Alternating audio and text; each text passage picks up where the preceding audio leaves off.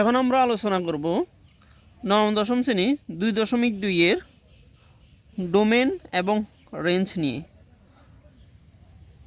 Domain মানে কি? এখানে দেখো এক নম্বর কোশ্চেন আছে 3,5 4,7 4,9 5,11 অন্যটিতে ডোমেন কত?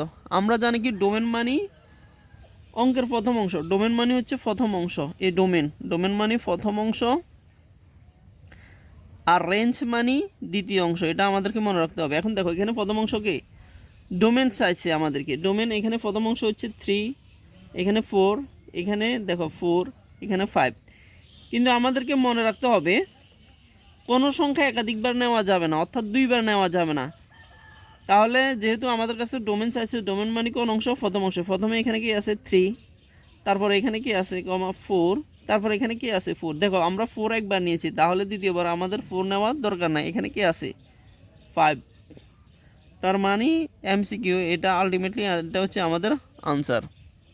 2 নম্বরটা দেখো, এস সমান 2,1, 2,2, 4,2, 5,4 অন্যটিতে রেঞ্জ কত?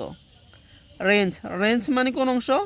রেঞ্জ মানে দ্বিতীয় অংশ। এখন এখানে দেখো দ্বিতীয় অংশ, এখানে কি আছে? প্রথমে 1, এখানে আছে 2, এখানে আছে 2, এখানে আছে কত?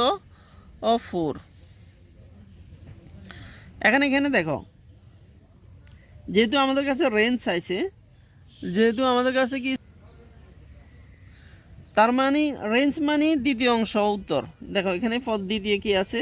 1 আছে, 1 এখানে কি আছে? 2 আছে। দেখো 2 এখানেও আছে, দ্বিতীয় অংশে এখানেও আছে। তাহলে কি 2 আমরা দুইবার লিখবো? না, আমরা 2 লিখবো কয়বার? একবার। দেখো এই যে এখানে আমরা একবার লিখেছি, এই জন্য এই 2 এটা লেখার দরকার নেই। তারপরে আছে কত? 4। তাহলে এখানে এটা রেঞ্জ হচ্ছে আমাদের কত? 1 to 4, আর এটার ডোমেন হচ্ছে আমাদের 3, 4, 5। যেমন দেখো এই 3 নম্বর কোশ্চেনটা দেখো, এস সমান 2,1, 2,2, 2,3 অন্যটির ডোমেন কত? ডোমেন মানে কোন অংশ? ডোমেন মানে প্রথম অংশ। এখন এখানে দেখো প্রথম অংশে কি আছে? প্রথম অংশে এখানে আছে 2, এখানেও 2, এখানেও 2। সব জায়গায় ডোমেন 2 আছে। আমরা কি 2 3টা নিব? না, আমরা কি নিব? একটাই নিব। কয়টা নিব? যেহেতু ডোমেন মানে কোন অংশ? প্রথম অংশ। ডোমেন একটাই নিব। মনে করতে এখানে যদি এই 3 নম্বর কোশ্চেনে আমাদের কাছে যদি কি চাইতো? রেঞ্জ চাইতো, রেঞ্জ। তাহলে রেঞ্জ মানে কোন অংশ নিতাম? রেঞ্জ চাইলে আমরা নিতাম কত? 1 নিতাম, 2 নিতাম, 3 নিতাম। তাহলে রেঞ্জ চাইলে এটা উত্তর, আর ডোমেন চাইলে প্রথম অংশ উত্তর। 4 নম্বর কোশ্চেনে দেখো, নিচের কোন অন্যটি ফাংশন? ফাংশন মানে কি? ফাংশন নিচের কোন অন্যটি ফাংশন?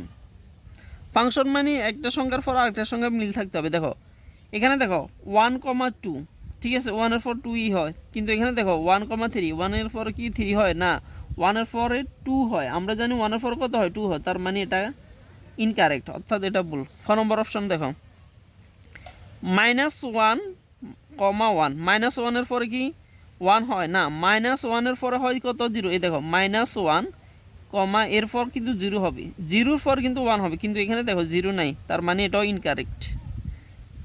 গ নম্বর অপশন দেখো, 2 এর পরে কিন্তু 3 হয়, 2 এর পরে কি হয়? 3 হয়। আবার 1 এর পরে 2 হয়, তার মানে এটা কারেক্ট। এটা কি কারেক্ট? গ বড়টা অপশন দেখো, -3 এর পরে আছে -5, -3 এর পরে কি 5 হয়? না, -3 এর পরে আছে -2, তারপরে আছে -1, তারপরে আছে 0, তারপরে আছে 1 2 3 4। দেখো এই জন্য এটাও হবে না। কেমন? তার মানে আলটিমেটলি আমাদের আনসার হচ্ছে গ।